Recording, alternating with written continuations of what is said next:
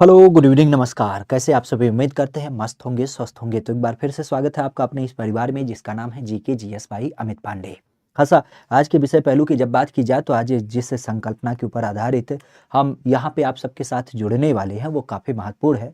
और विषय की जब बात की जाए तो आप भी जानते हैं कि राज्य स्पेशल परीक्षाओं को आधारित करते हुए यह पूरी तरीके से सेशन आपको देखने मिलेगा, जहाँ पर एक-एक प्रश्नों के बारे में हम चर्चा करेंगे और समझेंगे उस पर्याय को लेकर के जो आपके RO, UP PCS, UP police, UPSI या फिर अभी जो आपका वैकेंसी आया है यूपी एएसआई कॉन्फिडेंशियल की जब बात की जाए लेखा परीक्षा की या फिर आपके रेडियो ऑपरेटर, ऐसे कई सारे बिंदुओं के लिए क्या करता है, एक विशेष मानक स्थापित करता है।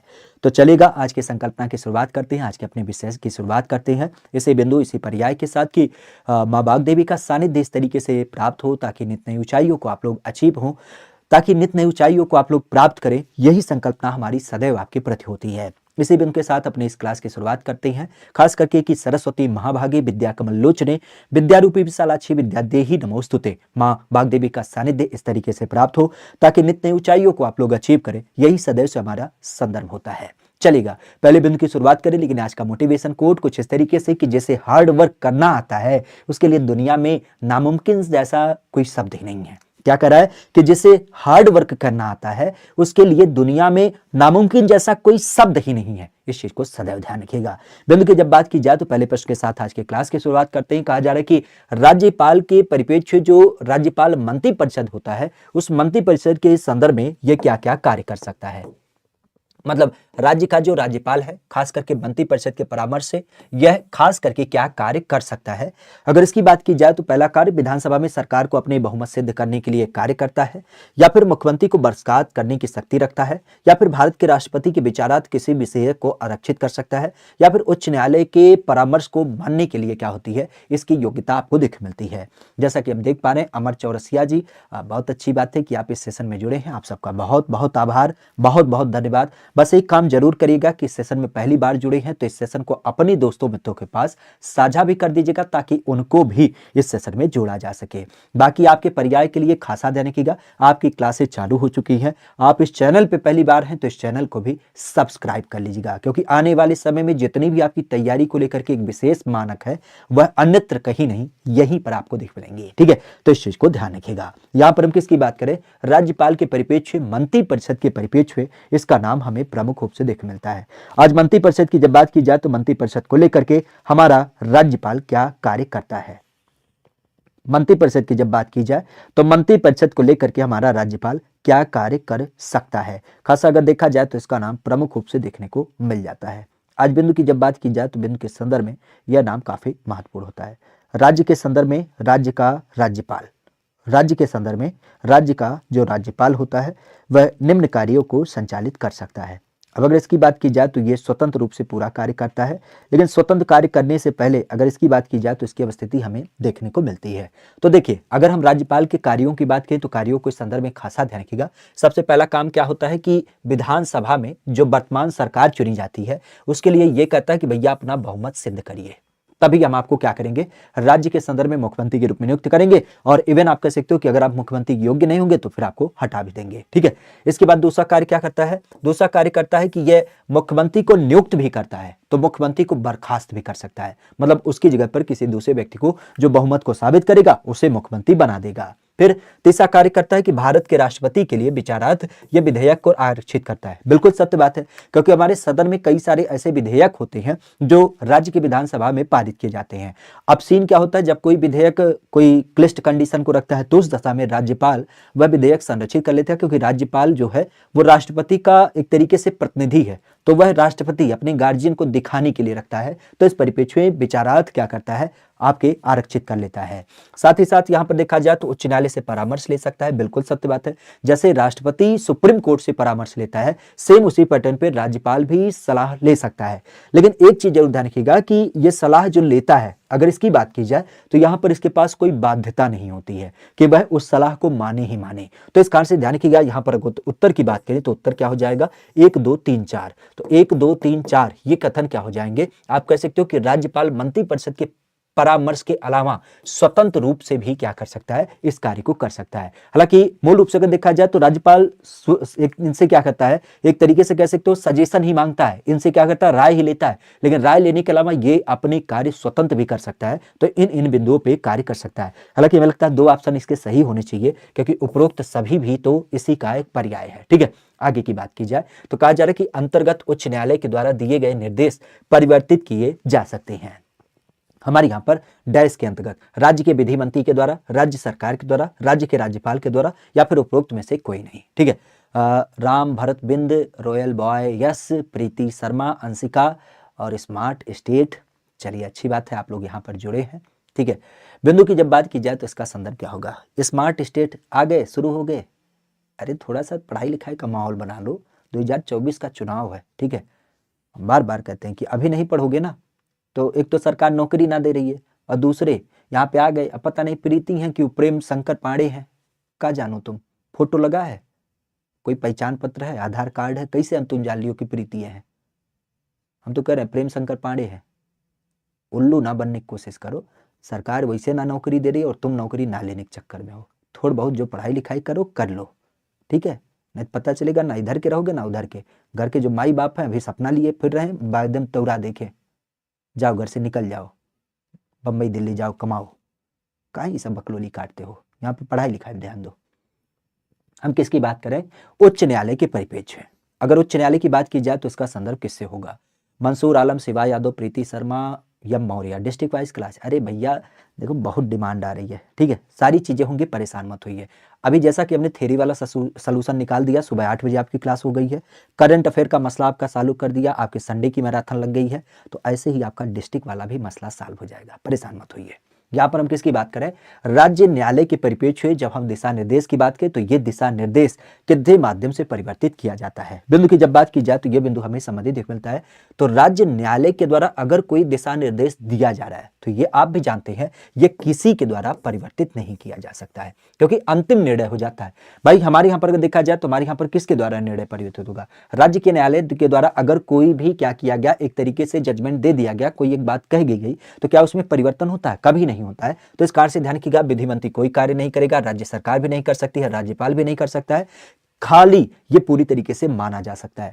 हाँ, इस दशा में एक काम जरूर हो सकता है कि मान लेते कोई जजमेंट आता है तो उस दशा में विधानसभा जो होती है वह उस परिप्रेक्ष्य में कुछ नए नियम कानून बना दे, उसके काट के रूप में विधानसभा क्या कर सकती, कुछ नए नियम कानून बना दे। तभी तो हम कहते हैं कि हमारी विधायिका, कार्यपालिका और जो न्यायपालिका है वो तीनों एक दूसरे से संयुक्त हैं, कोई एक दूसरे से बढ़ करके कार्य नहीं कर सकता है। तो न्यायालय ने किसी गलत प्रवृत्ति को लेकर के कोई नियम थोपने की कोशिश की तो उस दशा में विधानसभा के पास यह पर्याय होता है कि वह क्या करता है, कोई नियम कानून नए सिरे से बना सकता है। तो इस चीज को ध्यान रखिएगा। आगे की जब बात की जाए तो एक नाम ध्यान रखिएगा, निम्नलिखित में से कौन प्रत्यक्ष जनता के द्वारा निर्वाचित होता है। अगर प्रत्यक्ष की बात की जाए तो इसका नाम क्या होता है, खासा जिला पंचायत अध्यक्ष, प्रधान, पंच, क्षेत्र प्रमुख या फिर आपके सरपंच। बिंदु की जब बात की जाए तो बिंदु के रूप में किसका नाम आपको दिख मिलता है, स्टडी नॉलेज कह रहे हैं क्या, जिससे पता चल जाए। यार शुरू में ही हमने लिख रखा है पीडीएफ के लिए आप इस टेलीग्राम चैनल को ज्वाइन कर लीजिए। नाम क्या लिखा है, साफ साफ लिखा है, हमारे नाम में कोई परिवर्तन नहीं है, सेम आपको नाम दे रखा है। यहाँ पे क्या लिखा है, GK GS by Amit Pandey. YouTube channel भी आपके GK GS by Amit Pandey से है। आप इंस्टाग्राम पे जाएंगे वहां पे भी GK GS by Amit Pandey मिलेगा, फेसबुक पे जाएंगे वहां पे भी GK GS by Amit Pandey मिलेगा, आप टेलीग्राम पे जाएंगे तो वहां पे भी मिल जाएगा, ट्विटर पे जाएंगे, मतलब जो सोशल मीडिया है लगभग हमारी कोशिश है कि एक ही नाम रहे ताकि आपको ढूंढने में कोई परिवर्तन ना लगे, कोई फेक ना लगे। तो इस चीज को ध्यान रखिएगा। यहां पर हम किसकी बात करें, कौन जनता के द्वारा प्रत्यक्ष निर्वाचित होता है। बेसिक अगर देखा जाए तो प्रधान, जिला पंचायत अध्यक्ष, पंच, क्षेत्र प्रमुख या फिर आपका सरपंच।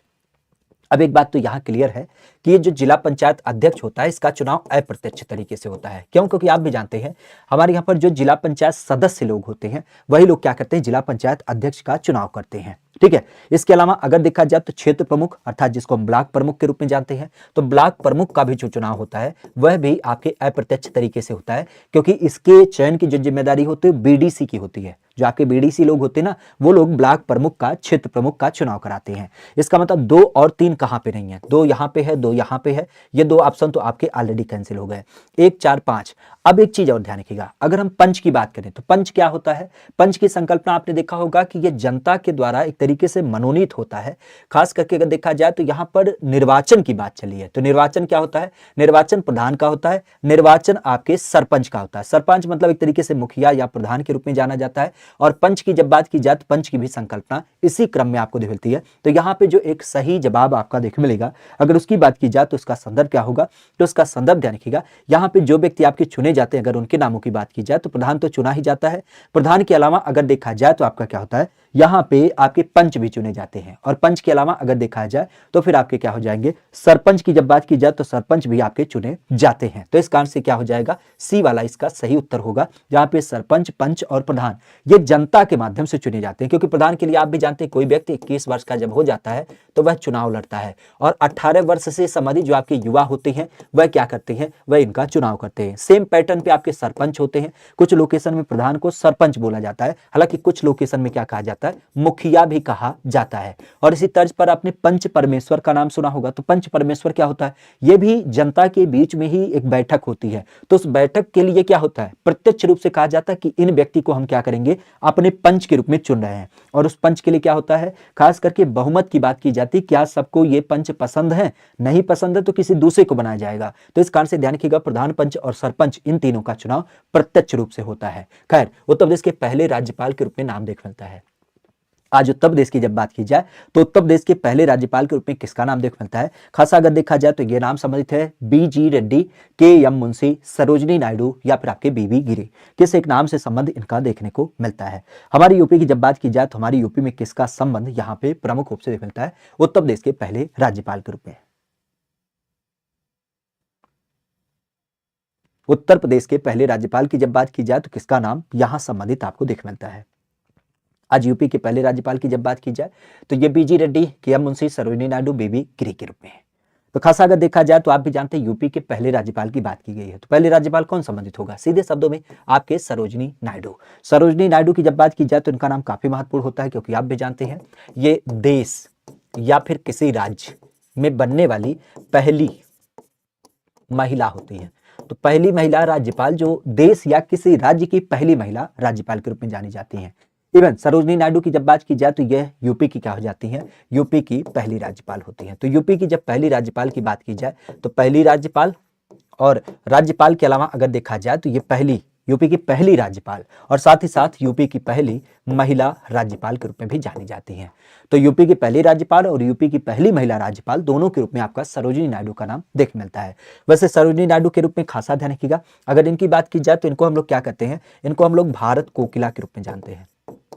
भारत कोकिला, जैसे आपने लता मंगेशकर जी के बारे में सुना है, लता मंगेशकर जी को हम लोग स्वर कोकिला कहते हैं, तो उसी तर्ज पर भारत कोकिला किसे हम नाम देते हैं, सरोजिनी नायडू को नाम देते हैं। अच्छा, नामों की बात करें तो एक नाम ध्यान रखिएगा, आपने कई बार सुना होगा सुचेता कृपलानी। सुचेता कृपलानी का संबंध क्या है? तो सुचेता कृपलानी वर्तमान में हम कह सकते हैं कि हमारी यूपी की पहली महिला सीएम के रूप में जानी जाती हैं। तो पहली महिला सीएम का नाम किससे संबंधित है? तो आपके सुचेता कृपलानी से है। अच्छा, भारत कोकिला के परिप्रेक्ष्य एक नाम और ध्यान रखिएगा, यहाँ पे वर्तमान राज्यपाल, तो वर्तमान कौन से हैं? तो वर्तमान का नाम ध्यान रखिएगा, वर्तमान जो राज्यपाल है संयोग से वो भी महिला है, और उनका नाम क्या है? तो उनका नाम है आनंदीबेन पटेल। ठीक है, तो आनंदीबेन पटेल की जब बात की जाए तो आनंदीबेन पटेल का नाम ध्यान रखिएगा, ये क्या हो जाती है, यह वर्तमान आपकी राज्यपाल हो जाती है। ठीक है, आगे की जब बात की जाए तो भारत के किसी राज्य में विधान परिषद का अगर सृजन किया जाता है तो सृजन के परिप्रेक्ष्य में उसकी समाप्ति की जाती है, लेकिन यह विधा किसके माध्यम से होती है? यह होती है संसद के द्वारा। यह राज्य के राज्यपाल की संस्तुति पर राष्ट्रपति के द्वारा, मंत्री परिषद की संस्तुति पर राज्यपाल के परिप्रेक्ष्य में, राज्य विधानसभा के तत्संबंधी संकल्प को पारित करने पर संसद के द्वारा किसी एक व्यक्ति के माध्यम से राज्य के विधान परिषद का सृजन या फिर समाप्ति आपको देखने को मिलती है। इस नाम की जब बात की जाए तो इस नाम का संबंध हमें दिख मिलता है। ठीक है, टॉपिक वाइज करा दीजिए। अरे गुरु, टॉपिक वाइज देखिए, हम बार बार आपको कहते हैं आपको कुछ नहीं करना है, सीधा काम करिए, चैनल को सर्च करिए @GKGS by Amit Pandey. Search किया आपने चैनल को, जैसे आप चैनल को सर्च करते हैं आपको कुछ नहीं करना है, आप वीडियो में तो जाइए। वीडियो में क्या किया गया, टॉपिक वाइज चीजें ही आपको दी जा रही है। अब क्या हमने चालू कर दिया है, अब आपको तो सीधे शब्दों में आप कह सकते हो यहाँ पे बहुत सारी चीजें चालू कर दी। जैसे आज ही शुरू किया है हमने एक नई सीरीज 10 मिनट का एक शो है जिसका नाम है यूपी में काबा। क्योंकि आप भी जानते हैं यूपी में कई बार चर्चा आती है यूपी में काबा, तो हमने कहा यूपी में ईबा, क्योंकि हमें पता ना यूपी में काबा, तो हम यूपी में ईबा ई बताएंगे और यूट्यूब पे ये पहली बार होगा। तो आज के संदर्भ में हमने यूपी की पहली प्रमुख श्रृंखला जो रखी है वो नियुक्तियों को लेकर के रखी है। तो पहला संदर्भ आपके साथ नियुक्तियों का हमने साझा कर दिया है और आने वाले समय में और भी चीज़ों को आपके साथ साझा करते रहते हैं। तो हम बार बार कहते हैं कि इस चैनल को आप सब्सक्राइब कर लीजिए, क्योंकि इस चैनल को जब आप सब्सक्राइब कर लेंगे ना तो इसके माध्यम से आपको अनगिनत चीज़ें क्या होंगी, एक क्रम में आपको देखने मिलेंगे। बहरहाल आपके विधान परिषद का सृजन या समाप्ति हमें देखने को मिलता है। यह होता है संसद के द्वारा, यह होता है किसी राज्य के राज्यपाल की संस्तुति के राष्ट्रपति के द्वारा, यह होता है मंत्रिपरिषद की संस्तुति पर राज्य के राज्यपाल के द्वारा, या फिर यह होता है राज्य विधानसभा के तत्संबंधी संकल्प को पारित करने पर संसद के द्वारा। तो खासा अगर देखा जाए तो इसका संबंध आप भी जानते हैं, हमारे यहाँ पर विधान परिषद का सृजन या समाप्ति, तो सृजन की संकल्पना आप भी जानते हैं किसके परिप्रेक्ष्य है, तो इसका नाम संबंधित, ध्यान रखिएगा, यह संबंधित होता है हमारे यहाँ पर संसद के माध्यम से। ठीक है, तो संसद की जब बात की जाए तो संसद के माध्यम से आपने सदैव सुना होगा आर्टिकल 169। तो आर्टिकल 169 के अनुसार क्या होता है, हमारे राज्यों की क्या की जाती है, विधान परिषद का सृजन किया जाता है। ये राज्य एक क्या करता है, प्रस्ताव पारित करता है और उस प्रस्ताव के बाद क्या होता है, ये आपका पारित हो जाता है। टेलीग्राम दिखा दें, अरे भैया क्या ही बताएं, जिस दिन हमने चैनल बनाया ना उसी दिन हमारे नाम का जो टेलीग्राम था वो बैन हो गया है, तो उसको खोलने के प्रयास में हम लगे हैं। जैसे खुल जाएगा तुरंत दिखा देंगे। अब टेलीग्राम ग्रुप है, उस ग्रुप में हम बहुत ज़्यादा एक्टिव ना रहते हैं, पीडीएफ हम किसी बच्चे वगैरह को भेज देते हैं तो वो क्या करता है, देख लेता है, उसके माध्यम से वो साझा कर देता है। तो आप परेशान मत होइए, टेलीग्राम का ग्रुप है, आप इसे सर्च करिए ना, जीके जीएस भाई आप समझ करिए, या फिर आप यूपी जीके भाई सर्च करेंगे तो आपको मिल जाएगा। तो आपको टेलीग्राम ग्रुप मिल जाएगा, परेशान मत होइए। हम उसमें अभी नहीं एक्टिव हैं क्योंकि हमारा जो नंबर 1 था वो बैन कर दिया है। ससुरा वो अंग्रेज है ना, अपनी जरूर करते रहते हैं। यहाँ पर हम आगे की बात करें कि उत्तर प्रदेश में समय समय पर दिए गए नामों के संबंध में क्या करिए, सुमेलित करिए और उसके आधार पर क्या करिए, उत्तर को प्राप्त करिए। खासा अगर इस बिंदु की बात की जाए तो उसका संबंध हमें देख मिलता है। नामों की जब बात की जाए तो नामों को लेकर के क्या कहा जा रहा है, समय समय पर दिए गए नामों के संबंधित वर्षों को सुमेलित करिए। खासा अगर देखा जाए तो इसका नाम प्रमुख रूप से देख मिलता है। ठीक है, नाम संबंधित है उत्तर पश्चिम के परिप्रेक्ष्य 1950 में, या फिर नाम संबंधित है आगरा अवध के संयुक्त प्रांत में 1937 का नाम, या फिर संयुक्त प्रांत 1877 के रूप में, या फिर आपके उत्तर प्रदेश 1836 में। अगर इसकी बात की जाए तो इसका नाम प्रमुख रूप से देखने को मिलता है।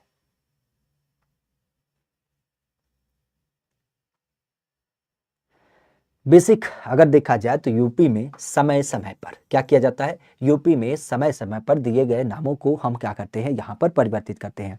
अब नामों की जब बात की जाए तो खासा आप जानते हैं हमारी यूपी का जो वर्तमान हमें नाम प्राप्त हुआ है, कब प्राप्त हुआ है, तो ये 24 जनवरी को प्राप्त हुआ है। 24 जनवरी सन 1950 की जब बात की जाए तो इस टाइम पे हमारी यूपी का हमें नाम प्राप्त हो गया। इवन हम आप कह सकते हो कि हमारी यूपी का संयुक्त प्रांत नाम कब क्या दिया गया, तो ये नाम दिया गया था 1937 में। 1937 की जब बात की जाए तो ये हमारी यूपी का संयुक्त प्रांत नाम था। आपके उत्तर प्रदेश का जो नाम आगरा और अयोध्या का संयुक्त प्रांत रखा गया वो आपके 1877 में रखा गया, और यहीं पर उत्तर पश्चिम प्रांत की जब बात की जाए तो ये कब रखा गया, 1836 में। तो ए का हो जाएगा 4, ए का 4 कहाँ पे है, यहाँ पर है, यहाँ पर है, 2 ऑप्शन ऑलरेडी कैंसिल हो गए। आपका बी का होगा 3, बी का 3 कहाँ पे है, तो बी का 3 केवल यहाँ पर है, इसका मतलब सी हो जाएगा। बाकी आपका सी का 2 है और ए का आपका 1 है, तो इस तरीके से सी वाला इसका सही जवाब हो जाएगा। आगे की बात की जाए तो उत्तर प्रदेश में किसी नगर का जो ये मेयर होता है, उस मेयर की जब बात की जाए तो मेयर का संकल्प हमें देखने को मिलता है। नाम संबंधित है, नगर का प्रथम नागरिक होता है, नगर निगम का पदेन सदस्य होता है, कार्यकारिणी सदस्य का ये पदेन सभापति होता है, कार्यपालक मशीनरी का पूर्ण नियंत्रण इसके पास होता है। दिए गए कुटों में इसका सही चयन करिए, 1 एवं 2, 1 2 3, 2 3 4, या फिर आपके सभी चारों। तो मेयर की जब बात की जाए तो मेयर की संकल्पना हमें प्रमुख रूप से देखने को मिल जाती है। आज मेयर की जब बात की जाए तो मेयर का संदर्भ हमें प्रमुख रूप से देखने को मिलता है। मेयर की जब बात की जाए तो मेयर का संदर्भ हमें प्रमुख रूप से देखने को मिलता है। मेयर की जब बात की जाए तो मेयर को हम किस एक परिप्रेक्ष्य में देख पाते हैं, मेयर। बेसिक अगर देखा जाए तो मेयर का संबंध क्या हो जाता है, तो मेयर के बारे में खासा ध्यान रखिएगा। मेयर सबसे पहली बात तो ये ध्यान रखिएगा, ये नगर का पहला नागरिक होता है। जिस तरीके से देश का पहला कौन होता है, तो देश का पहला राष्ट्रपति होता है, इसी तरीके से राज्य का पहला कौन होता है, तो राज्य का पहला राज्यपाल होता है। तो इसी तर्ज पर अगर हम नगर की बात करें तो नगर का जो पहला नागरिक होता है वह आपका क्या होता है, मेयर होता है। साथ ही साथ अगर देखा जाए तो नगर के बाद किसका नाम आता है, नगर निगम का पदेन सदस्य होता है। पदेन सदस्य मतलब आप भी जानते हैं, क्योंकि नगर निगम की जितनी बैठक वगैरह आयोजित की जाती है उसमें इसको बुलाया जाता है और ये उसमें जाता भी है, पार्टिसिपेट भी करता है। फिर आप कह सकते हो कि जो कार्यकारिणी समिति होती है उसका सभापति होता है। क्यों? क्योंकि भाई शहर में कोई काम होना है बिना मेयर की समिति के थोड़ी ना होगा, उसकी अध्यक्षता में पूरी बैठक होती है, अलग अलग वार्डों के आपके सदस्य आते हैं और फिर क्या होता है, निर्णय लिया जाता है कि इसको क्या किया जाए, इसके परिपेक्ष में इसका नाम ध्यान रखिएगा। अब यहाँ पे अगर देखा जाए तो कार्यपालक मशीनरी का पूर्ण नियंत्रण करता है, नहीं भाई, पूर्ण नियंत्रण ये कहाँ करता है, नियंत्रण करने की जो जिम्मेदारी होती है वो सरकारी आला तंत्र के पास होता है। तो इसी कारण से अगर देखा जाए तो इसका सही जवाब क्या होगा, 1 और 2 और 3, इसका मतलब बी इसका सही जवाब होगा। खास करके अगर देखा जाए तो इसका नाम ध्यान रखिएगा, ठीक है। तो इस परिपेक्ष में देखा जाए तो कार्यपालक मशीनरी का पूर्ण नियंत्रण इसके पास नहीं होता। भाई सरकारी तंत्र को कोई व्यक्ति नियंत्रित कर सकता है, जैसे प्रधान जी आपके चुने गए, प्रधान जी को हम मानते हैं बहुत अच्छे व्यक्ति हैं, प्रत्यक्ष चुनाव हुआ, लेकिन प्रधान जी का बीडीओ के ऊपर दबाव बना पाएंगे? बीडीओ तो लात मार के भगा देगा, कहेगा हे प्रधान जी हो गए अपने गांव के प्रधान, हम चुने हुए हैं, 12वीं परीक्षा पास किए थे, लिखित परीक्षा हुआ था, सरकार ने एग्जाम लिया है, 60 साल के लिए सरकार ने हमें चुना है, तो हरी तरीके से ना चुना है कि 5 साल के बाद फिर जनता के बीच भेज दे।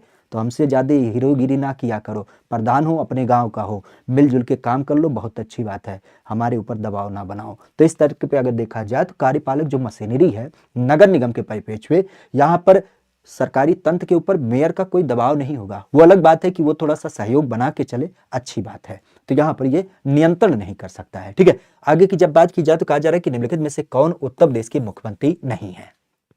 उत्तर प्रदेश के मुख्यमंत्री के रूप में अगर देखा जाए तो किसका नाम यहां से सम्मिलित नहीं है। बेसिक अगर देखा जाए तो ये नाम है गोविंद बल्लभ पंत, या फिर हेमवती नंदन बहुगुणा, या फिर आपके कृष्णचंद्र पंत, या फिर नारायण दत्त तिवारी।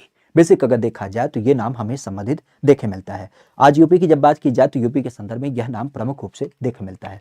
यूपी के परिप्रेक्ष्य में आपने कई सारे नाम देखे, लेकिन यहाँ पे ये क्वेश्चन हो गया कि इसका उत्तराखंड का, अपने आप में काफी महत्वपूर्ण है, अपने आप में काफी महत्वपूर्ण है, क्योंकि उत्तराखंड की जब बात की जाए तो उत्तराखंड की धरती पे पीसीएस में ये क्वेश्चन पूछा गया। अब आप समझ सकते हैं जब उत्तराखंड का है तो इसके लिए हम कह सकते हैं कि हमारे यूपी से तो कोई लेना देना नहीं, लेकिन ध्यान रखिएगा यूपी से लेना देना जरूर है। क्यों? क्योंकि हमारी यूपी की जब बात की जाए तो ये जो कृष्णचंद्र नारायण दत्त तिवारी हैं, एनडी तिवारी जिसे हम नाम देते हैं, तो एनडी तिवारी के बारे में आपने सुना होगा। एनडी तिवारी की जो संकल्पना है वह यूपी के ऐसे मुख्यमंत्री हैं, अगर इनकी बात की जाए तो यह यूपी के भी मुख्यमंत्री थे, और जब उत्तराखंड नाम का नया राज्य बना था तो यह उत्तराखंड के भी राज्य के मुख्यमंत्री बने थे। तो एनडी तिवारी हम इस कारण से कई बार देखते हैं कि यह एकमात्र ऐसे मुख्यमंत्री हैं जो यूपी और उत्तराखंड दोनों राज्यों के मुख्यमंत्री बने। तो दोनों राज्यों के मुख्यमंत्री बनने वाले हमारे यूपी से संबंधित एकमात्र व्यक्ति हैं जिनका नाम है एनडी तिवारी। इसके अलावा खास करके ध्यान रखिएगा हेमवंतन नंदन बहुगुणा, हेमवंतन नंदन बहुगुणा की जब बात की जाए तो इनका जो नाम संबंधित है ये भी आपके यूपी के सीएम थे। यूपी के सीएम के रूप में देखा जाए तो इनका भी नाम आता है। अच्छा, एक नाम ध्यान रखिएगा, ऐसा नाम लगता है कि ये थोड़ी महिला टाइप की है, मतलब हम कहेंगे हेमवंतन नंदन बहुगुणा का नाम, तो ये जरूर ध्यान रखिएगा ये ऐसे नहीं है, ये पुरुष है, ये जरूर ध्यान रखिएगा। पुरुष की जब बात की जाए तो ये पुरुष है, महिला का कोई संदर्भ नहीं है। फिर गोविंद बल्लभ पंत के बारे में आपने सुना होगा, यह यूपी के क्या होते हैं, पहले मुख्यमंत्री। तो यूपी के पहले मुख्यमंत्री जो संयोग से आपके उत्तराखंड से समित थे, तो इनका नाम ध्यान रखिएगा। ये जो कृष्णचंद्र पंत है ये हमारे यूपी के सीएम नहीं थे, ठीक है, यूपी के सीएम के रूप में इनका नाम नहीं देख मिलता है, बल्कि ये हमारे यूपी से समित नहीं, खास करके देखा जाए तो ये उत्तराखंड के मुख्यमंत्री थे, ठीक है। तिवारी जी लगातार नहीं बने थे, तिवारी जी की जब बात की जाए तो ये 3 बार बने थे, ये जरूर ध्यान रखिएगा। हमारे यहाँ पर चौबारा जो बनी है वो खास करके अक्के देवी है जिनका नाम है माया जी। माया जी की महिमा इतनी प्यारी है कि ये यूपी की एकमात्र मुख्यमंत्री हैं जो खास करके क्या हुई हैं, 4 बार मुख्यमंत्री बनी है, ठीक है। तो 4 बार मुख्यमंत्री केवल अक्के में नहीं बना है, और वो है माया जी। माया जी 4 बार मुख्यमंत्री बनी है। एनडी तिवारी 3 बार मुख्यमंत्री बने हैं, लेकिन इनके नाम से एक उपाधि जरूर है कि ये एक ऐसे मुख्यमंत्री हैं जो 2 राज्यों के मुख्यमंत्री ने हैं, यूपी के भी और यूपी के अलावा उत्तराखंड के भी, ठीक है। तो यहाँ पर नाम ध्यान रखिएगा, ठीक है। इसके अलावा एक नाम और ध्यान रखिएगा कि अगर हम पहले मुख्यमंत्री की बात करते हैं तो वर्तमान कौन है, तो वर्तमान मुख्यमंत्री शायद बहुत कठिन नाम होता है, योगी आदित्यनाथ। योगी आदित्यनाथ का नाम ध्यान रखिएगा, ये भी संयोग से आपके क्या है, उत्तराखंड से ही संबंधित है। पौड़ी गढ़वाल की जब बात की जाए तो पौड़ी गढ़वाल के रूप में इनका नाम घटना चक्र में दिया है। नहीं, ऐसी गलती तो नहीं कर सकते हैं वो लोग, लेकिन फिर भी अगर दिया है तो उसे सुधार दीजिएगा, क्योंकि एनडी तिवारी केवल 3 ही बार मुख्यमंत्री बने हैं, ठीक है। हमारे यहाँ पर एक बार केवल एक में नहीं है जो 4 बार बना है, उसका नाम मायावती है, ठीक है। आगे की बात करें तो उत्तर प्रदेश में कितनी महिलाएं मुख्यमंत्री के पद पर अभी तक पहुंच चुकी हैं। मुख्यमंत्री पद की जब बात की जाए तो कितनी महिलाएं आज मुख्यमंत्री पद प्राप्त कर चुकी हैं? 0, 2, 1 या फिर 3? ये क्वेश्चन पूछा गया और अपने आप में कह सकते हो ऐसे प्रश्न इतिहास होते हैं, क्योंकि आप भी जानते हैं हमारे यहाँ पर महिलाओं को, हालांकि पुरुष सत्ता की क्या ही बात करें, हम भी वैसे पुरुष ही हैं, ठीक है, तो हमें भी ये बात समझ में आती है, लेकिन फिर भी थोड़ा सा फेमिनिस्ट नज़रिया होने की वजह से ये बात जरूर समझ में आती है कि ये जो पुरुष सदैव चिल्लाता है आधी आबादी आधी आबादी, खास करके महिला समाज, बैलगाड़ी के 2 पहिए, 1 पहिया पुरुष है तो 1 महिला है। जब अधिकार की बात आती है ना, तो यही पुरुष उस महिला को दोयम दर्जे का समझता है और कभी उसको अधिकार लेने नहीं देता है। तभी आपने देखा होगा कि हमने वोट देने का तो अधिकार दे दिया, लेकिन इनको जब हम सदन में सदस्यता की बात करते हैं, उसमें आधार की बात करते हैं, आरक्षण की बात करते हैं, तो कितना लटकाए रहते हैं। इवन हमारे यहाँ पे आधी आबादी की बात होती है, क्यों ना 50% सीटें रिजर्व कर देते हैं भाई, हर चीज़ों में, चाहे नौकरी हो, चाहे पंचायती राज व्यवस्था हो, चाहे आपके सदन हो, हर जगह रिजर्वेशन होना चाहिए। लेकिन आप देख सकते हैं इतिहास परिवर्तित हो जाता है, कुछ भी थोड़ा सा भी चर्चा में आता है तुरंत लोग बौखला जाते हैं। हमारे यहाँ पे पंचायती राज व्यवस्था में आप कह सकते हो कि सीधे शब्दों में खास करके आपके 33% रिजर्वेशन है महिलाओं के लिए, और जब भी चिल्लाना होगा कहेंगे आधी आबादी। अभी आप कह सकते हो हमारी लोकसभा विधानसभा में खास करके कोई रिजर्वेशन नहीं है। अभी जा करके एक नारी बंधन अधिनियम पारित हुआ है, वो भी लागू कब होगा? आपके 1927 में, मतलब 2027 और 29 में, उसका भी पर्याय अलग ही है। तो आधी आबादी को चिल्लाने से अच्छा है कि उनको थोड़ा सा रिजर्वेशन तो दिया जाए भाई, उनको भी आगे बढ़ने की जरूरत है, क्योंकि बैलगाड़ी के 2 पहिए तो ऐसा नहीं होता कि एक पहिया में ग्रीस लगाया जाए और एक पहिया का बैरिंग में निकाल दिया जाए, ये तो कहीं नहीं चलने वाला है। दोनों पहिए को स्वस्थ रखना पड़ेगा, तभी समाज क्या करेगी? गति करेगी, आगे चलेगी।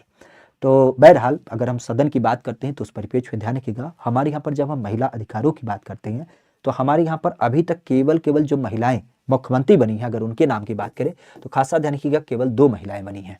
इतिहास की जब बात की जाए तो इतिहास खंगालेंगे, आप लोग 2 नाम देखेंगे, एक नाम आता है सुचेता कृपलानी, सुचेता कृपलानी, और सुचेता कृपलानी की जब बात की जाए तो ये संयोग से हमारी यूपी की क्या हो जाती है? पहली महिला मुख्यमंत्री के रूप में आती हैं। और पहली महिला मुख्यमंत्री के अलावा अगर यहीं पर देखा जाए तो एक नाम खासा ध्यान रखिएगा, खासा दूसरे मुख्यमंत्री की जब बात की जाए तो वो कौन होती है? वो मायावती जी होती हैं, ठीक है। तो मायावती जी की जब बात की जाए तो इसका नाम ध्यान रखिएगा। नहीं, ऐसी बात कोई नहीं है, मेल का शोषण कभी ना करती हैं, बस इतना हम जानते हैं कि महिलाएं बेवकूफ़ होती हैं, सच्ची बताएं। ये दुनिया भर का रील बना सकती हैं, वायरल हो सकती हैं, अपनी बातों को मनवा सकती हैं, तो जब अपने हक की बात आती है तो उसे क्यों ना मांगती हैं? हम इतना जानते हैं, गलती इनमें है गुरु, हम इसमें किसी की गलती ना देंगे। इन्हें अपने हक को मांगना चाहिए, दावे के साथ उसका अधिकार लेना चाहिए। जब आपके इतने फॉलोअर हैं, आपके इतने जानने वाले हैं, आप इतने बड़े बड़े पद पे हैं, तो क्यों ना अपनी बातों को रखने के लिए, गाना गाने के लिए थोड़ी ना आप हैं, नाचने के लिए आप थोड़ी ना है, आप अपनी बातों को मनवाने के लिए भी पूरी तरीके से तत्पर होइए। तब तक गले की फांस बने रहिए जब तक आपका अधिकार आपको प्राप्त नहीं हो जाता है, ठीक है। क्योंकि आप भी जानते हैं हमारे समाज की एक प्रवृत्ति है, हक मांगने से नहीं मिलता है, छीनना पड़ता है, तब जाके मिलता है। तो इन लोगों को थोड़ा आगे आना पड़ेगा, तभी जाके इनका हक इनको लोग देंगे। नहीं तो जो लोग, अच्छा एक चीज बताओ, कोई अगर गद्दा पे सोया है, रेलवे के ट्रेन में जा रहा है चालू टिकट लेकर के और आराम से सोया हुआ है, वो ट्रेन आपके लिए छोड़ देगा? कभी नहीं छोड़ेगा। उसके लिए एक काम करने का, भैया उठो, तो उठो उठो उठो उठो, धक्का दे के उठा दीजिए ससुरा को, क्योंकि रिजर्वेशन ना उसका है ना आपका है, आपका हक बनता है, आप उसको छीनिए, उससे प्राप्त करिए। नहीं देने वाले लोग थोड़ी ना, इतना सहज समाज थोड़ी ना है, समाज में तो इतने तेज लोग पड़े हुए हैं। बहरहाल मायावती जी का नाम ध्यान रखिएगा, जो 4 बार मुख्यमंत्री बनी है, और साथ ही साथ सुचेता कृपलानी जो पहली बार बनी है। एक नाम इनके साथ और ऐड करिएगा, खास करके आपने सुना होगा जेबी कृपलानी। तो जेबी कृपलानी की जब बात की जाए तो जेबी कृपलानी का संबंध क्यों आता है? क्योंकि आपके पीसीएस में ही ये क्वेश्चन पूछा गया था। खासा अगर देखा जाए तो इनका नाम किससे समित होता है, तो ये जेबी कृपलानी जो है वो विपक्षी पार्टी से समित है। तो ये क्वेश्चन एक बार पूछा गया, क्योंकि सुचेता कृपलानी कांग्रेस से समित थी। तो ये क्वेश्चन था कि कांग्रेस दल की एक ऐसी महिला जिन्होंने अपने विपक्षी पार्टी के मेंबर के साथ क्या किया? शादी किया, तो उसका नाम है जेबी कृपलानी। तो जेबी कृपलानी का नाम खासा ध्यान रखिएगा, ठीक है। तो मायावती जी दूसरी हो जाती हैं और जेबी कृपलानी सुचेता कृपलानी के रूप में। हालांकि मायावती जी 4 बार मुख्यमंत्री बनी है, ठीक है, तो इस चीज को भी ध्यान रखिएगा। वैसे एक मुख्यमंत्री हमारे यहाँ पर कई बार चर्चा में आते हैं, ध्यान रखिएगा, उनका नाम है कमलापति तिवारी। क्या नाम है? कमलापति तिवारी। तो कमलापति तिवारी नाम ऐसा लगता है कि कमलापति कोई ऐसा तो नहीं महिला है, फिर आपको बता दें कि ये क्या है, ये पति हैं भाई साहब, तो पति का मतलब क्या होगा, पति का मतलब है पुरुष। तो ध्यान रखिएगा ये कमला के पति हैं, इसका मतलब ये ना ध्यान रखिएगा कि ये आपके महिला हैं, ये भी क्या है, ये खास करके पुरुष है। तो नामों को लेकर के कंफ्यूज मत होइएगा, ये कमलापति जो है ये भी पुरुष है। हमारे यहाँ पर महिला केवल दो हैं, सुचेता कृपलानी और मायावती जी। ठीक है, आगे की जब बात की जाए तो निम्नलिखित में से उत्तर प्रदेश में पहली महिला मुख्यमंत्री, अब इसमें तो कोई संदेह नहीं कौन हो जाता है, तो आपकी सुचेता कृपलानी, खास करके ध्यान रखिएगा सुचेता कृपलानी, जिनका संबंध खासा जेबी कृपलानी, जेबी कृपलानी की जब बात की जाए तो उनसे इनका संबंध है। अच्छा, सुचेता कृपलानी के बारे में हमें जानकारी है, खास करके आप जानते भी होंगे हमारी यूपी में एक जिला पड़ता है संत कबीर नगर जिला। तो संत कबीर नगर जिले की जब बात की जाए तो वहां पर एक विधानसभा है, मेहदावल विधानसभा। तो शायद आप लोग जानते होंगे, एक्चुअली ये हमारे गांव से लगभग कह सकते हो कि 10-15 किलोमीटर की दूरी पर है। तो मेहदावल विधानसभा की ये क्या थी, मेंबरान थी। तो मेहदावल विधानसभा की जब बात की जाए तो वहां से इनका चुनाव हुआ था सुचेता कृपलानी की, जब ये सीएम बनी थी। चौथे नंबर की सीएम हमारी यूपी की जानी जाती है, किस नंबर की, चौथे नंबर की। और इसी तरीके से सरोजिनी नायडू की जब बात की जाए तो इनका नाम ध्यान रखिएगा, ये कानपुर में जो कांग्रेस का अधिवेशन हुआ था वहां की इन्होंने अध्यक्षता की थी, इस कारण से इनका भी नाम काफी चर्चा में रहता है। भारत की पहली महिला जिन्होंने कांग्रेस अधिवेशन की अध्यक्षता की, उनका नाम सरोजिनी नायडू के रूप में जाना जाता है। ठीक है, आगे की बात की जाए तो यूपी विधानसभा के पहले अध्यक्ष के रूप में नाम देख मिलता है, यूपी विधानसभा के पहले अध्यक्ष। अब देखिए क्वेश्चन की अगर बात की जाए तो क्वेश्चन के परिप्रेक्ष्य आप कह सकते हो कि यूपी पीसीएस मेंस 2015 में ऐसे ऐसे क्वेश्चन पूछे गए, बिल्कुल बच्चों टाइप के क्वेश्चन आपके पूछे गए कि यूपी विधानसभा के पहले अध्यक्ष कौन थे, यूपी के मुख्यमंत्री कौन थे, राज्यपाल की नियुक्ति कौन करता है, ऐसे प्रश्न आपसे अपेक्षा किए जाते हैं। तो यूपी के बारे में जो आपका एक डर है ना, उस डर को होना लाजमी है, क्योंकि डर के आगे जीत है। लेकिन ऐसा भी ना सोचिए कि यूपी एकदम दुसाध्य है, दुराध्य है, जिसको आप प्राप्त ही नहीं कर सकते, बिल्कुल क्लिष्ट है। थोड़ा सा समय देंगे, थोड़ा सा विषय अंतर्गत जाएंगे तो आपको सारी चीजें बिल्कुल स्मूथ तरीके से आ जाएंगे। और इसी कारण से तो हमने आपको इंडिविजुअल ये चैनल प्रदान कर दिया है, इसके माध्यम से आपको हम सदैव आपके साथ जुड़ते रहेंगे ताकि आपके यूपी के उस डर को समाप्त किया जाए। खास करके हम यहाँ देख पा रहे हैं विवेक पांडे, आरबी पंडित, विवेक यादव, रजनीश तिवारी, रजनीश कुशवाहा, संजय, और साथ ही साथ आनंद पासवान, प्रियंका पांडे, पुष्पा प्रजापति, संकल्प ब्लाक, प्रीति शर्मा, कई सारे लोग जो आपके इस क्लास में जुड़े हैं। बस इतना काम जरूर करिएगा कि खास करके आप लोग इस चैनल पे जुड़े थे तो इस चैनल को लाइक, शेयर और सब्सक्राइब भी कर लीजिएगा, क्योंकि आप भी जानते हैं आपकी संकल्पनाओं के लिए आपका सारा जो संदर्भ है वो केवल यहीं पर प्राप्त होगा। ध्यान रखिएगा, अब की बार संडे का दिवस हमने सुनिश्चित किया है करंट अफेयर की एक विशेष मैराथन। तो करंट अफेयर के एक विशेष मैराथन के साथ अब की बार संडे को हम क्या करेंगे, आपसे मुलाकात करेंगे। बहरहाल यूपी विधानसभा की जब बात की जाए तो यूपी विधानसभा के पहले अध्यक्ष के रूप में किसका नाम है, तो पहले अध्यक्ष की जब बात की जाए तो इसका नाम ध्यान रखिएगा, हमारे यहाँ पर आपने कई बार सुना होगा पुरुषोत्तम दास टंडन।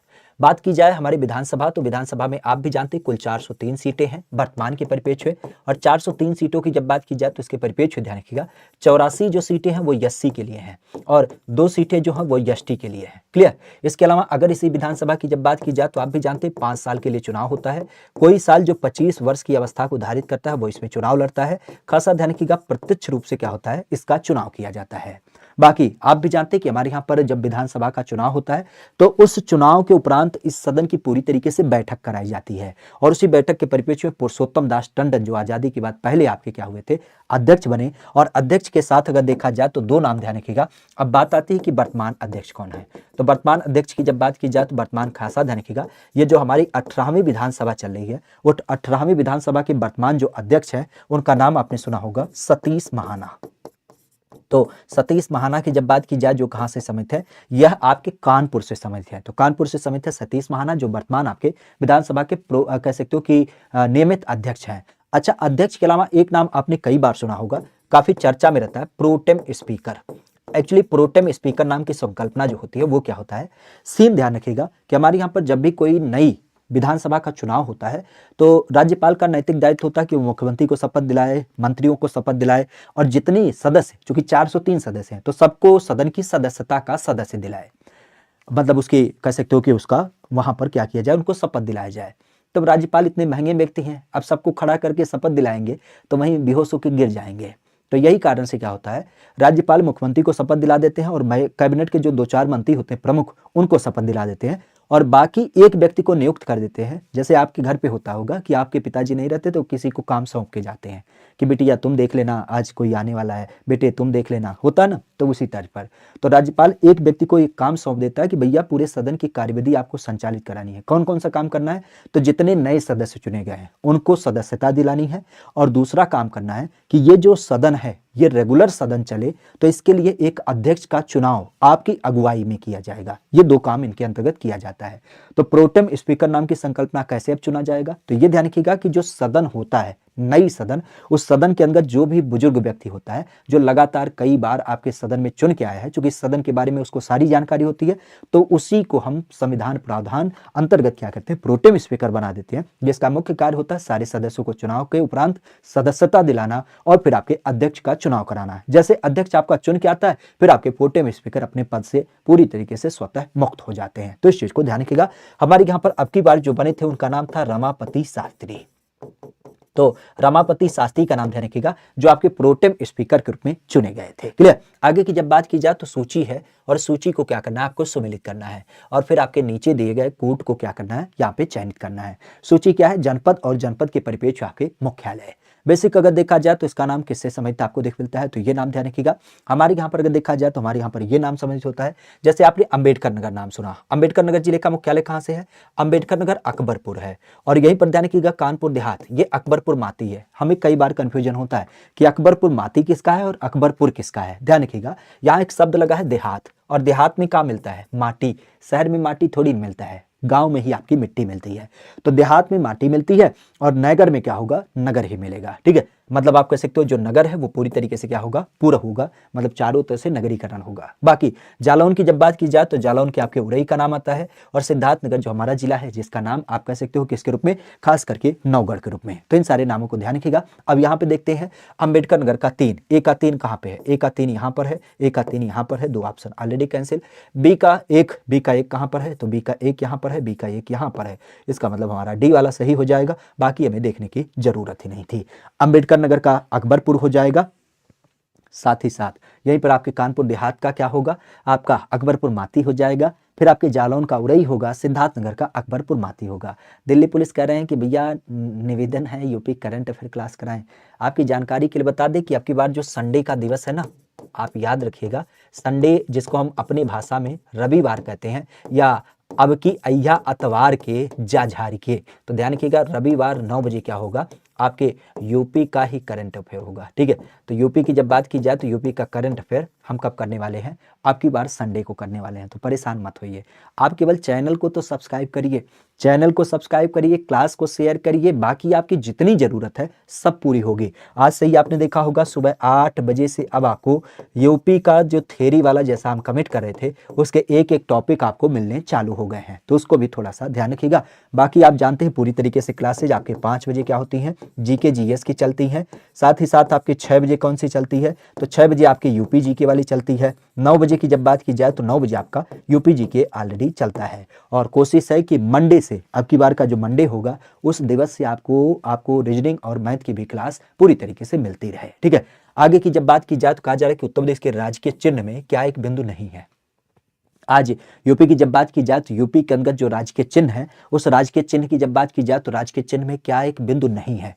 इस बिंदु की जब बात की जाए तो मछली, तीर धनुष या फिर आपका मोर बिंदु के रूप में अगर देखा जाए तो क्या एक संदर्भ इसमें शामिल नहीं है।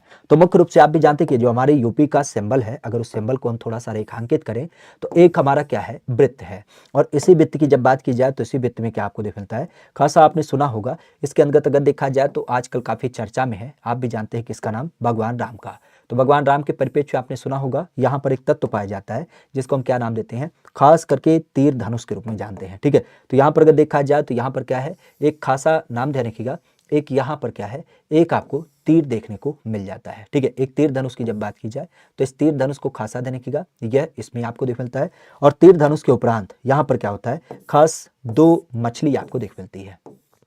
ठीक है, और 2 मछलियों के उपरांत अगर देखा जाए तो यहाँ पर क्या होता है? एक गहरी पट्टी आपको देख मिलती है, और इस गहरी पट्टी का संदर्भ क्या होता है? यह आपको कुछ इस तरीके से मिलता है।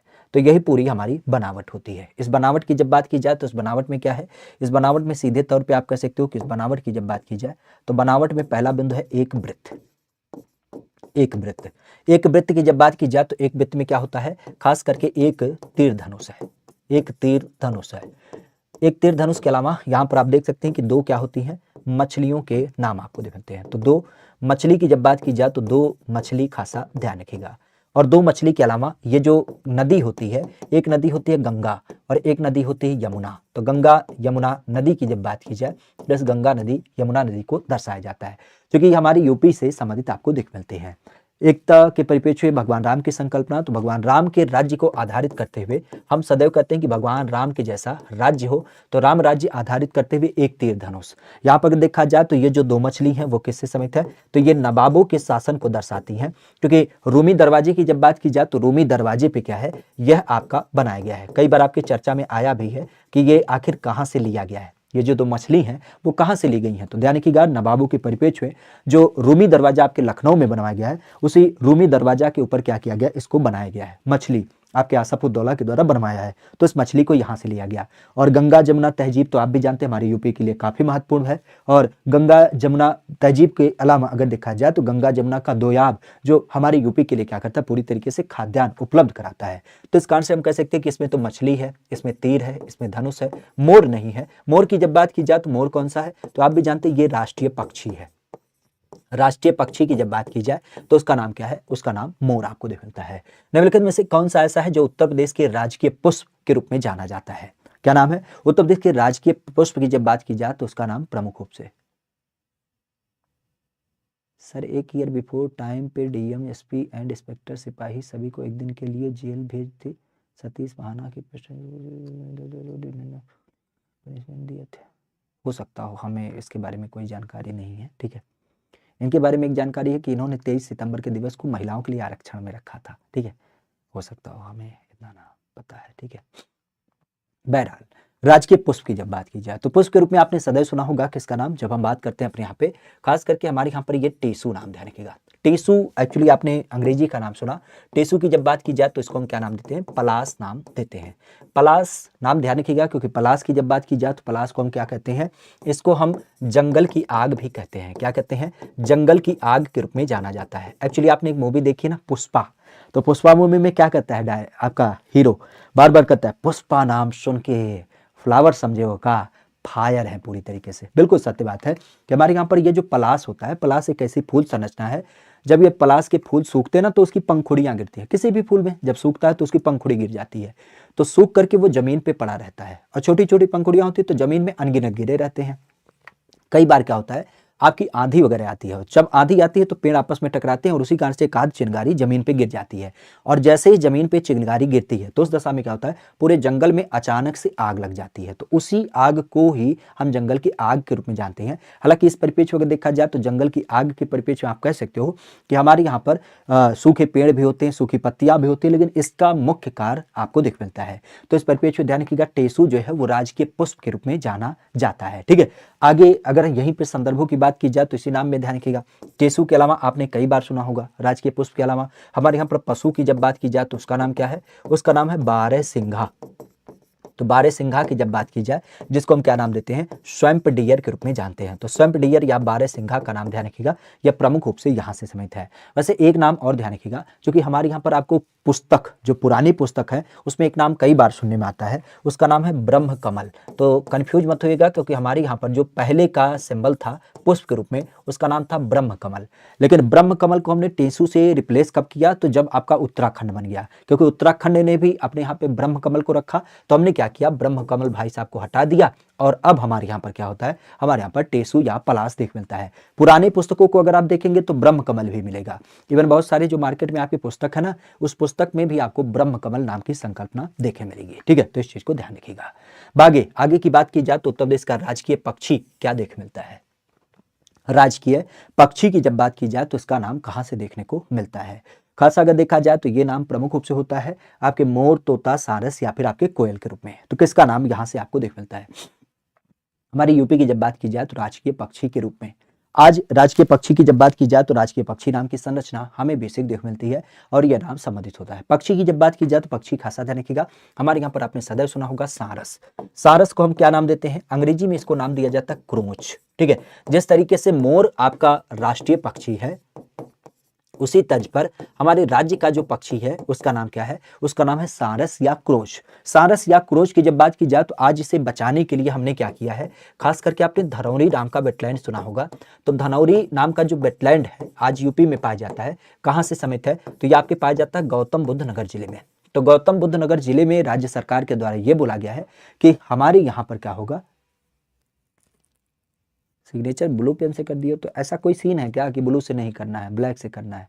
अगर ऐसा कोई सीन है तो अपडेट तो आ गया ना, अपडेट आप कर सकते हैं। और देखो अगर ऐसा कोई सीन है तो एक बार कंफर्म कर लीजिए किसी से, नोटिफिकेशन इत्मीनान से पढ़ लीजिए।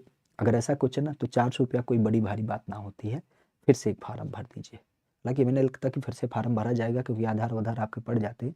एक बार किसी संबंधित व्यक्ति से संकलन कर लीजिए। वैसे हम भी नोटिफिकेशन देख लेते हैं ब्लू ब्लैक का चक्कर क्या है, क्योंकि एक बच्चे ने और मैसेज हमारे पास किया था कि हमने ब्लू पेन से सिग्नेचर कर दिया। तो ब्लू से तो ऐसी कोई दुष्टता नहीं होनी चाहिए।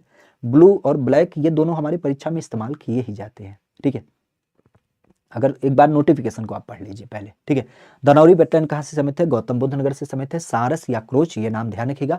बाकी हमारे यूपी में आपने राज्य के मछली के बारे में सुना होगा, तो राज्य मछली का नाम ध्यान रखिएगा। इसका संबंध किससे है? तो ये आपको चीतल के रूप में मिलता है।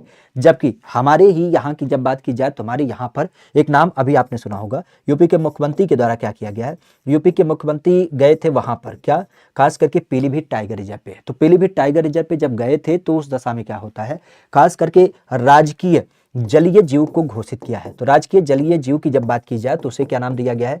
तो उसे नाम ध्यान रखिएगा गंगा डाल्फिन। तो ये अभी थोड़े से चर्चा में नाम थे गंगा डाल्फिन, क्योंकि गंगा डाल्फिन को क्या किया गया, गंगा डाल्फिन की जब बात की जाए तो ये राजकीय जलीय जीव के रूप में है। और साथ ही साथ अगर देखा जाए तो यहाँ पे नाम ध्यान रखिएगा राज्य का जो मछली है वो चीतल के रूप में है। तो इस चीज को ध्यान रखिएगा। बाकी क्रोच जो है धनौरी वेटलैंड, ये आपका काफी चर्चा में था क्योंकि ये आपके सारस को बचाने के लिए आपका चालू किया गया है। वैसे पक्षी वर्ग की बात चल रही है तो एक नाम ध्यान रखिएगा, हमारे यहाँ पे आपने सुना होगा अभी राज्य सरकार के सहयोग से एक यूपी का गिद्ध प्रजनन केंद्र ये कहाँ पे स्थापित किया गया है? तो ये खासा ध्यान रखिएगा गिद्ध प्रजनन केंद्र जो है वह आपके फरिंदा में स्थापित किया गया है, फरिंदा महाराजगंज। क्योंकि प्राकृतिक सफाई कर्मी की जब बात की जाए तो इसको क्या कहते हैं, खास करके गिद्ध को हम लोग प्राकृतिक सफाई कर्मी के रूप में जानते हैं। तो प्राकृतिक सफाई कर्मी के बारे में आप भी जानते हैं, डाइकोफिलान नाम की एक गोली होती थी जो हम लोग गायों को अत्यधिक मात्रा में देते थे ताकि गाय दूध ज्यादा दे। लेकिन उस गाय के डेथ होने के बाद चूंकि प्राकृतिक सफाई कर्मी है तो उनके मांस वगैरह को ये खाते थे और उसका इतना ज्यादा सेवन इनके अंतर्गत हो जाता था कि इनके अंततः डेथ हो जाती थी। मतलब लाखों करोड़ों की संख्या में इनकी संख्या मर चुकी है और ये अब बिल्कुल विलुप्त होने के कगार पे है। तो सरकार अब इसको बचाने का कार्य करती है। देश का जो पहला स्थापित है वो आपके फरिंदा के अलावा आप हिसार नाम का लोकेशन जानते हैं हरियाणा में। तो हरियाणा में एक नाम होता है, खास करके आपने जब हिमाचल की तरफ जाते हैं, क्या नाम है, पंचकोला, पिंजौर, पिंजौर नाम की जब बात की जाए तो पिंजौर नाम के लोकेशन में ध्यान रखिएगा।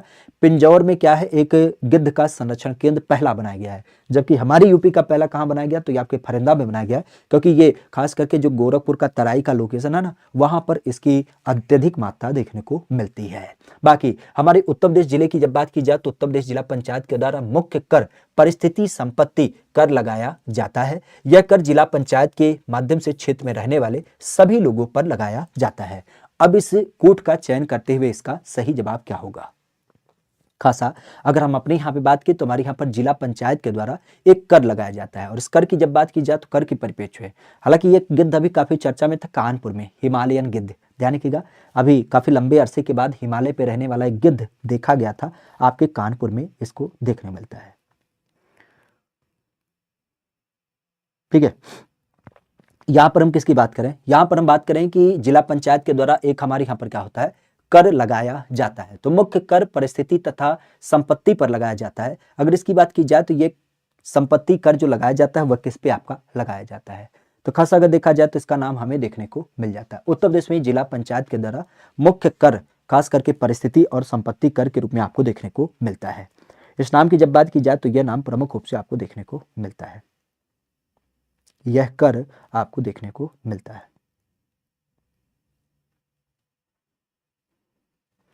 इस कर की जब बात की जाए तो इस कर की खास बात क्या होती है, तो ये ध्यान रखिएगा। सबसे पहली बात तो संपत्ति कर, हमें इतना पता है कि संपत्ति कर की जब बात की जाए तो ये किस पे लगाया जाएगा, जिला पंचायत के अंतर्गत जो भी व्यक्ति रहेगा। भाई बाहरी व्यक्ति पे तो कोई कर लगेगा नहीं, जो वहां से होगा उसी के ऊपर लगाया जाएगा। बाकी अगर देखा जाए तो आप कह सकते हो कि ये यहाँ पे मिलान करना गलत हो, ये जो लगाया जाता है जिला पंचायत के परिप्रेक्ष्य में, ये जो कर लगाया जाता है, ये सीधी बात संपत्ति कर आपका लगाया जाता है। भाई राजस्व इनके पास कहाँ से आएगा, तो इसके लिए क्या करते हैं, ये संपत्ति कर वगैरह लगाते हैं। लेकिन किसके ऊपर लगाते हैं, जिसके पास ज्यादा मात्रा में संपत्ति होती है, जिसके पास संपत्ति ज्यादा मात्रा में होती है। अब बहुत सारे लोग ऐसे होते हैं जिनके पास संपत्ति ही नहीं है, बहुत सारे लोग हैं जिनके पास कम संपत्ति है, तो सबके ऊपर लगाया जाएगा, ऐसी कोई संकल्पना नहीं होती है। तो खासा ध्यान रखिएगा, क्षेत्र में रहने वाले सभी लोगों पर। क्यों? क्योंकि आप भी जानते हैं इनमें सही लोग जो होते हैं, बहुत सारे लोग ऐसे होते हैं जो किराएदार हैं। अब किराएदार पे थोड़ी ना लगाया जाएगा संपत्ति कर का, किराएदार से क्या लेना देना। बहुत सारे लोग ऐसे हैं जिनके पास क्या है, आप कह सकते हो कम संपत्ति है, तो उन लोगों पे कैसे लगाया जाएगा। तो इसी कारण से ये सब पे नहीं लगाया जाता है, बल्कि इसकी जब बात की जाए तो ये केवल क्या होगा, पंचायत कर लगाती है। ये बिल्कुल सत्य बात है कि पंचायत कर लगाती है, और उस कर का मतलब क्या होता है कि अपने डेवलपमेंट के लिए लगाती है। तो इसका मतलब आप कह सकते हो कि ए आपका सही हो जाएगा और आर आपका क्या है, सीधे तौर पे गलत है। बेसिक आपके उत्तर प्रदेश की जब बात की जाए तो उत्तर प्रदेश को 4 अलग अलग प्रांतों में बांटने का प्रस्ताव था। यह विधानसभा के द्वारा कब पारित किया गया। ऐसे बिंदु काफी चर्चा में आते रहते हैं जब हम उत्तर प्रदेश की बात करें। हालांकि इसको बांटने का जो प्रस्ताव था वो ये था, ये 4 प्रदेश आपके जो रखे गए थे, ये खास करके एक आपका पूर्वांचल की बात की गई थी, पूर्वांचल जिसके परिप्रेक्ष्य में पूर्वी यूपी की बात आती है, साथ ही साथ आपका पश्चिमी यूपी प्रदेश, खास करके जिसको हरित प्रदेश नाम दिया गया था, मध्यांचल अगर इसकी बात की जाए तो मध्य यूपी का, और मध्य यूपी के बाद ये आपका जो बुंदेलखंड का लोकेशन है, इस बुंदेलखंड का नाम। तो इस तरीके से हमारी यूपी को 4 अलग अलग भागों में क्या करना था, खास करके आपके परिवर्तित करने की बात रखी गई थी। अब 4 की जब बात की जाए तो 4 को लेकर के इसका नाम जो प्रमुख रूप से देख मिलता है, अगर इसकी बात की जाए तो 4 अलग अलग प्रांतों में डिवाइड करने का जो एक प्रस्ताव रखा गया था, वो कब रखा गया था, तो ये ध्यान रखिएगा 21 नवंबर 2011। एक्चुअली ये संकल्पना प्रस्तुत की गई थी हमारे यहाँ पर मायावती शासन के अंतर्गत। मायावती शासन की जब बात की जाए तो जब 2012 में चुनाव होना था, तो उस चुनाव से पहले मायावती जी ने क्या किया था, यहाँ पर खास करके इसको परिवर्तित किया था कि हम उत्तर प्रदेश को 4 अलग अलग भागों में डिवाइड करेंगे। हालांकि ये संकल्पना विस्तारित नहीं हो पाई और फिर ये क्या हो गया, रेजुलेशन बंद हो गया। आज एक चीज जरूर ध्यान रखिएगा, पूर्वी यूपी की जब बात की जाए तो पूर्वी यूपी में जिले कितने हैं, तो इसमें कुल 28 जिले हैं। इसके अलावा अगर देखा जाए तो पश्चिमी यूपी में कितने जिले हैं, 30 जिले हैं, 30 जिले के अलावा अगर देखा जाए तो यहाँ पर नाम ध्यान रखिएगा किसका, मध्य यूपी, इसमें कुल आपके क्या है, 10 जिले हैं। और 10 जिले के अलावा बुंदेलखंड की जब बात की जाए तो इसमें कुल कितने जिले हैं, 7 जिले हैं। तो आप देख सकते हैं 30 10 40 40 20 60 60 8 68, और 68 के अलावा आप कह सकते हो कि 7 68 और 7 कितना होगा, 75। तो वर्तमान यूपी में 75 जिले जो हैं वो आपको इस तरीके से आपको देखे मिलते हैं। ठीक है, आगे की जब बात की जाए तो एक नाम ध्यान रखिएगा, उत्तर प्रदेश विधान परिषद के अंतर्गत जो संपूर्ण सदस्य संख्या है वह हमें देखने को मिलती है। खास करके संपूर्ण सदस्य संख्या की जब बात की जाए तो यह प्रमुख रूप से आपको देखने को मिल जाता है 105, 100, 106 या फिर आपका 108। तो आज आप भी जानते हैं कि हमारा जो विधान परिषद है, सबसे पहली बात तो ये ध्यान रखिएगा, इसमें जो आपके चुनाव किए जाते हैं वह अप्रत्यक्ष होता है। कोई भी व्यक्ति 30 वर्ष का इसमें क्या किया जाता है, चुना जाता है। सामान्य रूप से सदस्य की जब बात की जाए तो सदस्य का जो कार्यकाल होता है वह कितने काल का होता है, तो वह आपके 6 वर्ष का होता है। लेकिन यहाँ पर ध्यान रखिएगा कि प्रत्येक 2 वर्ष पर, चूंकि ये संस्था जो होती है भंग नहीं होती है, तो प्रत्येक 2 वर्ष पर क्या होता है, आपके 1/3 सदस्य, कितने, 1/3 सदस्य जो होते हैं वो स्वतः रिटायर होते रहते हैं। ये सदन जो होता है, सदन कभी भी भंग नहीं होता है, भंग नहीं हो सकता है। और खासा ध्यान रखिएगा, इस सदन को हम अपने यहाँ पे क्या नाम देते हैं, उच्च सदन का नाम देते हैं, उच्च सदन या अपर हाउस, इवन आप कह सकते हो इसको हम क्या नाम देते हैं, हमारे यहाँ पर एल्डर सदन भी नाम दिया जाता है, बुजुर्गों का सदन भी कहा जाता है। ठीक है, तो बुजुर्गों का सदन भी से नाम दिया जाता है। आज वर्तमान की जब बात की जाए तो वर्तमान इसमें कुल कितने सदस्य हैं, तो इसमें कुल सदस्य आपके 100 होते हैं। अब ये सदस्य कौन कौन से होते हैं, तो खासा ध्यान रखिएगा, 1/3, 1/3, फिर आपका नाम आता है 1/6, 1/6, और फिर एक नाम आता है 1/12। ये कौन कौन से सदस्य हैं, तो 1/3 जो सदस्य हैं वो विधानसभा से चुने जाते हैं, विधानसभा से, विधानसभा सदस्यों के द्वारा चुने जाते हैं। 1/3 सदस्य जो होते हैं, जो हमारे यहाँ पर विभिन्न प्रकार के बोर्ड हैं, चाहे वो नगर पालिका हो या जो जिला परिषद है, इन सब बोर्डों की जब बात की जाए तो इन सारे बोर्डों के जो आपके अध्यक्ष होते हैं उनके माध्यम से चुने जाते हैं। 1/6 कहाँ से चुने जाते हैं, जो व्यक्ति स्नातक को पढ़ाता है तो स्नातक को पढ़ाने वाले को क्या किया जाता है, यहाँ पे चुना जाता है। और 1/6 कौन होते हैं, जो व्यक्ति आपके स्नातक हो चुके हैं उनको यहाँ पर आपका चुना जाता है। और 1/12 कौन होते हैं, तो ये राज्यपाल के द्वारा मनोनीत किए जाते हैं। क्या होता है, राज्यपाल की जब बात की जाए तो राज्यपाल के द्वारा ये आपके क्या होते हैं, मनोनीत किए जाते हैं। तो इन सारी चीजों को खासा ध्यान रखिएगा। 108, हाँ बिल्कुल आपका कहना सत्य है कि 2008 के पहले थे, क्योंकि 2008 के पहले की जब बात की जाए 2000 के पहले ये क्या थी, ये आपकी 108 थी। इसका सीन था क्योंकि हमारे साथ तब क्या था, यूपी भी था और यूपी के साथ उत्तराखंड भी था। लेकिन जब अब आपका उत्तराखंड चला गया तो उस दशा में आपकी 8 सीटें वहां पर चली गई। ठीक है, तो इस चीज को ध्यान रखिएगा। बेसिक अगर देखा जाए, यूपी पुलिस के लिए क्लास नहीं लेते हैं क्या, अरे भैया मतलब का ही कहा जाए, 9 बजे रात में जुड़िएगा, 9 बजे रात को पूरी क्लास होती है। ठीक है, कहा जा रहा है कि निम्नलिखित कथनों में से कौन सा एक कथन सही नहीं है। इस कथन की जब बात की जाए तो है कि उत्तर प्रदेश के कुछ नगरों में नगर निगम की हैसियत प्राप्त कर ली है। यूपी के परिप्रेक्ष्य में नगर निगम की हैसियत राजनीतिक कारणों पर दी जाती है। कुछ सिद्धांत हैं जिनके आधार पर नगर निगम का सृजन किया जाता है। उत्तर प्रदेश में नगर निगम के लिए एक अलग से कानून व्यवस्था है। ठीक है, चलो एक बार रिकॉल करा देते हैं, ध्यान रखिएगा। 5 बजे एक आपको क्या होती है, जीके जीएस की क्लास देख मिलती है। ठीक है, जो आपकी पुलिस परीक्षा की हुई ऊपर आधारित आपको देख मिली है, आरओ परीक्षा के ऊपर आधारित। फिर आपकी 6 बजे कौन सी होती है, तो 6 बजे आपको यूपी जीके की क्लास देख मिलती है, जो आपके लिए अभी चल रही है। फिर आपकी 9 बजे कौन सी होती है, तो 9 बजे आपको यूपी जीके वाली पूरी क्लास देखने को मिलती है, ये 3 क्लासेज। और फिर आपकी एक 8 बजे कौन होती है, सुबह में, जो पूरी तरीके से थ्योरी के ऊपर आधारित है। ठीक है, तो ये 4 क्लासेज हो गई हैं। बाकी हमने अभी चर्चा किया कि आप शनिवार का दिवस ध्यान रखिएगा, क्योंकि शनिवार को आपको क्या होगा, एक बेसिक श्रृंखला को आधारित करते हुए मैराथन मिलेगी। और फिर रविवार की एक विशेष मैराथन किस पे आधारित होगी, तो वह उत्तर प्रदेश करंट अफेयर के ऊपर आधारित होगा। तो उत्तर प्रदेश का जो आप लोग बार बार चर्चा करें करंट अफेयर, हालांकि करंट की जब बात की जाए बेचारा बहुत सोचता होगा हमार तो कोनो अफेयर नहीं है, और ये लोग जबरदस्ती हमारा अफेयर करा देते हैं। करंट बहुत परेशान व्यक्ति है वर्तमान अवस्था में। जैसे आप लोग सदैव कहते हो ना कि हम सिंगल हैं, करंट की भी वही अवस्था है। वो भी अपने आप में अकेले है, बहुत रोता रहता है। हर दिवस उसके ऊपर कोई नया प्रश्न आता रहता है, कोई खेल प्रतियोगिता का, कोई आपके कह सकते हो विदेशी यात्रा का, कोई राज्य की मुद्रा का। बहुत परेशान व्यक्ति है, रोज कुछ ना कुछ इसके साथ क्या होती है, बाधाएं आती रहती हैं। लेकिन रोज इसके साथ क्या होता है, लोग कहते हैं कि इसका बहुत बड़ा अफेयर है। तो करंट अफेयर की जब बात की जाए तो हमने सोचा कि यूपी का भी अफेयर अगर कहीं पर है तो उसको देख लेते हैं। तो अब की बार रविवार को हम क्या करेंगे, इसके बारे में चर्चा कर लेंगे। ठीक है, मंडे के दिवस से हम आपको रीजनिंग और मैथ का भी देने की कोशिश करेंगे। हाँ, पीडीएफ ये आपको मिल जाएगा, इस टेलीग्राम ग्रुप में ज्वाइन कर लीजिए, तो यहाँ से क्या हो जाएगा, इसको खासा ध्यान रखिएगा, पीडीएफ यहाँ से मिल जाएगा। ठीक है, बेसिक। अब बिंदु की बात की जा रही है तो यहाँ पे नगर निगम के लिए क्या एक बिंदु रखा जाता है, तो नगर निगम की जब बात की जाए तो नगर निगम के लिए क्या एक प्रस्ताव हमें देखने को मिलता है।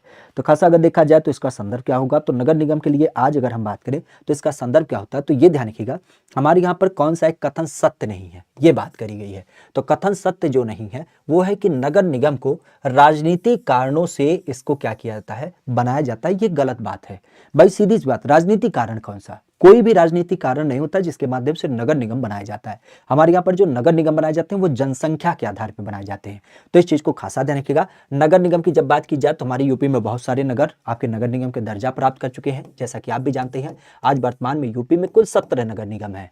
नगर निगम की जब बात की जाए तो उनके कुछ सिद्धांत है, बिल्कुल सिद्धांत है, जैसे जनसंख्या का सिद्धांत, शहरी लोकेशन का सिद्धांत। ठीक है, इसके अलावा नगर निगम की जब बात की जाए तो उनके लिए अपना अलग कानून है। बिल्कुल, हमारे यहाँ पर ग्रामीण की जो पंचायती राज व्यवस्था है उसके अलग सिद्धांत है, लेकिन शहरों की जो पंचायती राज व्यवस्था है उसके लिए अलग सिद्धांत है। तो इस खास में ध्यान रखिएगा कि नगर के परिप्रेक्ष्य अगर देखा जाए तो इसके अलग अलग बिंदु शामिल हैं, लेकिन राजनीतिक कारण पे इनको कोई मान्यता दी जाती है, ये बिल्कुल गलत बात है। ठीक है, तो इन सारे संदर्भों के साथ आज के अपने इस क्लास को अब हम यहीं विराम देंगे। इस क्लास की पीडीएफ आप इस टेलीग्राम से प्राप्त करेंगे।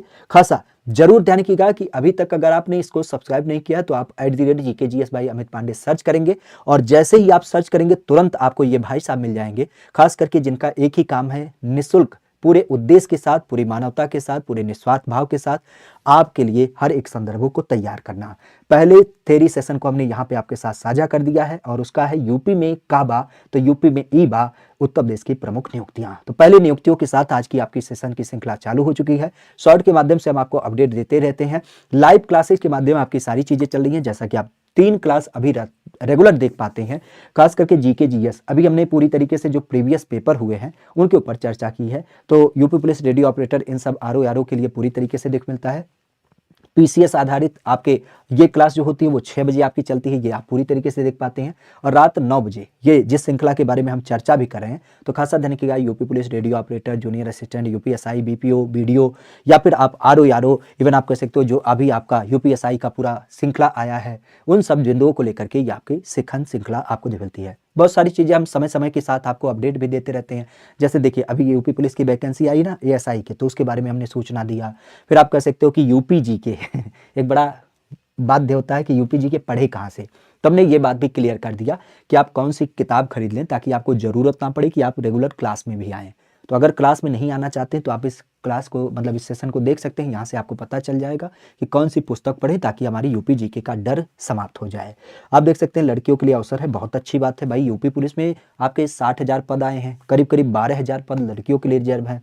यूपी पुलिस का अभी थोड़ा सा चर्चा में बिंदु था, तो उसके ऊपर भी हमने चर्चा कर ही लिया। पिछले साल का कट ऑफ क्या रहा, इन सारी चीज़ों की जब बात की जाए, इवन आप कह सकते हो कि आपके एग्जाम को लेकर के भी काफ़ी संशय था। इवन आप कह सकते हो यूपी जीके सबसे महत्वपूर्ण सेशन आपके लिए कि यूपी जीके का थ्योरी हमने पहला चरण आपके साथ साझा कर दिया 2.5 घंटे का। तो 2.5 घंटे का इत्मीनान से हमने इस सेशन में यूपी के नामकरण की बात की, यूपी के खास करके राजधानी की बात की, यूपी की जनगणना की बात की, यूपी की पंचायती राज व्यवस्था को देखा, यूपी के विधानसभा को देखा। ऐसे न जाने कितने तत्वों को हमने इसमें देख रखा है, तो इसको भी आप यहाँ पर क्या कर सकते हैं, देख सकते हैं। बाकी कौन कौन सी चीज़ें जैसे डॉक्यूमेंट क्या क्या चाहिए, उन सब चीज़ों के ऊपर भी मतलब हमारी श्रृंखला में जितनी चीज़ें, देखिए अगर कोई हमसे कोई क्वेश्चन मैसेज के जरिए पूछा तो हम पहली बात तो करते हैं कि उसका जवाब दे देते हैं, और दूसरा काम हम करते हैं कि एक वीडियो बना देते हैं ताकि वो क्वेश्चन और किसी दूसरे बच्चे का ना हो, उसके लिए क्या किया जा सके, यहां से आपको एक इंफॉर्मेटिव एक सूचना आपको प्राप्त हो जाए। ठीक है, तो इसी कारण से हम बार बार कहते हैं कि इस चैनल को सब्सक्राइब कर लीजिएगा। बाकी पीडीएफ के लिए ये टेलीग्राम ग्रुप को ज्वाइन कर लीजिएगा, और फिर अभी आपके मिलते हैं रात के 9 बजे में। ठीक है, तो रात के 9 बजे से फिर आपके सेशन को हम देखेंगे। हाँ, ये काम बार बार आपसे कहेंगे कि आप इस चैनल पे अगर नए हैं तो इस चैनल को जरूर सब्सक्राइब कर लीजिएगा, अपने दोस्तों मित्रों के पास भी साझा कर दीजिएगा ताकि बिंदु के साथ हम वहाँ पर आपसे मिल पाएँ। देखिए टाइमिंग जो होगी वो 9 बजे की ही होगी। ठीक है, आपका जो बाकी क्लासेज है उसको हम डिस्टर्ब ना करेंगे, बाकी 9 बजे वाली जो क्लास होगी उसको उसी के साथ एक्सटेंड कर देंगे। ठीक है, तो रात की जो मैराथन होगी वो 9 से 11 हो जाएगी, क्योंकि ठंड का महीना बिल्कुल आप रजाई में बैठे बैठे मोबाइल को देख सकते हैं। एक दिन बोल दीजिएगा बाबू आज एमबी ना खर्च करो, सर जी क्लास लेने वाले हैं, तुमसे भी नहीं बतिया लेंगे। जैसे उठेंगे ना बुरुश एक हाथ में लगा लेंगे, एक हाथ में मोबाइल लगा लेंगे, परेशान ना हो, आज रात में नहीं बतियाएंगे।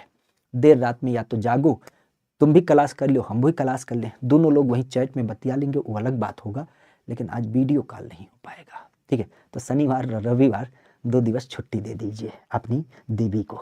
चलिए यहाँ पर हम बात करते हैं, मिलते हैं 9 बजे वाली क्लास में। ठीक है, thank you, all the best.